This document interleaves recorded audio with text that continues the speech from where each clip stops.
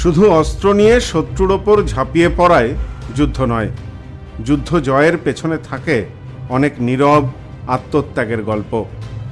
আজকের এই গল্প তেমনই একজন বীরাঙ্গনার, যিনি যুদ্ধের ময়দানে অস্ত্র নিয়ে নয়, শত্রুপক্ষের সাথে লড়াই করেছিলেন গোপনে রেডিও স্টেশন বানিয়ে।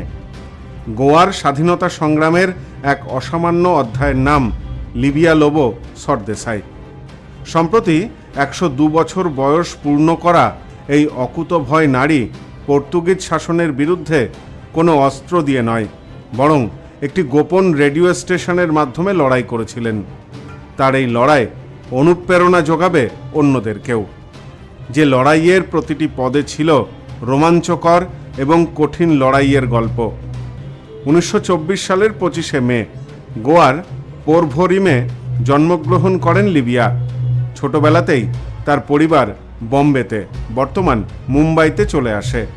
তিনি আইন নিয়ে পড়াশুনো করেন এবং ছাত্রাবস্থাতেই গোয়ার স্বাধীনতা আন্দোলনের সাথে যুক্ত হন।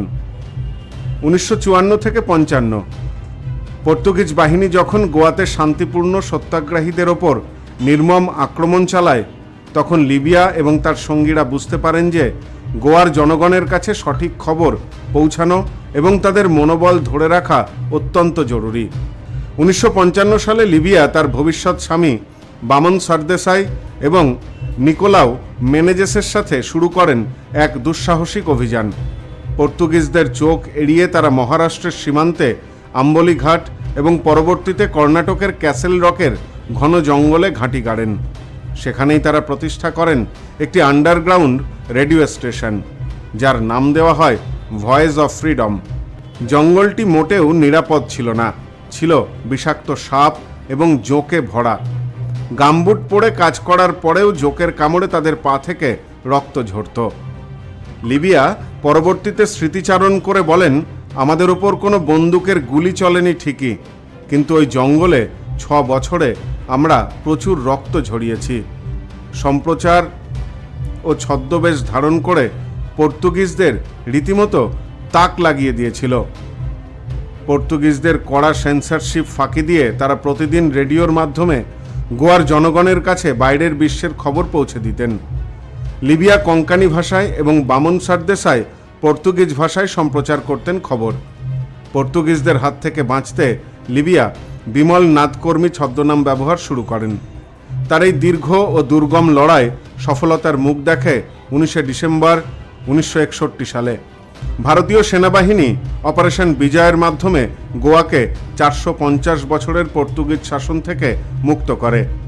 ওই দিন লিবিয়া এবং বামন সরদেসাই ভারতীয় বিমান বাহিনীর একটি বিমানে করে গোয়ার আকাশে উড়েছিলেন। বিমানের সাথে লাগানো লাউডস্পিকার থেকে লিবিয়ার কণ্ঠে ভেসে আসে সেই ঐতিহাসিক ঘোষণা, brother and sisters, Goa is free after 450 years. আনন্দ করুন ভাই বোনেরা, 450 বছর পর গোয়া আজ স্বাধীন। সাথে আকাশ থেকে বৃষ্টির মতো স্বাধীনতার বার্তাযুক্ত লিফলেট ছড়িয়ে দেওয়া হয়। গোয়ার স্বাধীনতার পর লিবিয়া গোয়া, দমন ও দিউয়ের প্রথম পর্যটন পরিচালক হিসাবে দায়িত্ব পালন করেন। এছাড়াও তিনি গোয়ার প্রথম নারী আইনজীবী হিসাবে আইনি পেশাতেও গুরুত্বপূর্ণ অবদান রাখেন। 1964 সালে তিনি তার দীর্ঘদিনের সহযোগী বামন সরদেসাইকে বিয়ে করেন। দেশের প্রতি এই নিঃস্বার্থ অবদানের স্বীকৃতিস্বরূপ ভারত সরকার 2025 সালের জানুয়ারি মাসে এই 102 বছর বয়সী বীরাঙ্গনাকে ভারতের চতুর্থ সর্বোচ্চ বেসামরিক সম্মান পদ্মশ্রীতে ভূষিত করে।